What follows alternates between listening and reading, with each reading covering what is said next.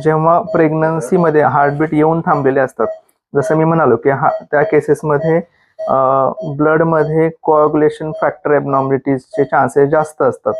तर अशा केसेसमध्ये प्लासेंटा जेव्हा तयार होत असतो बाळाचा, तेव्हा त्याच्यामध्ये छोटे छोटे छोटे मायक्रोथ्रॉम्बाय किंवा मायक्रोथ्रॉम्बाय झाल्यामुळे फायब्रिन डिपॉझिट्स असे होतात. तर ते डिटेक्ट करणंही तेवढंच महत्त्वाचं असतं.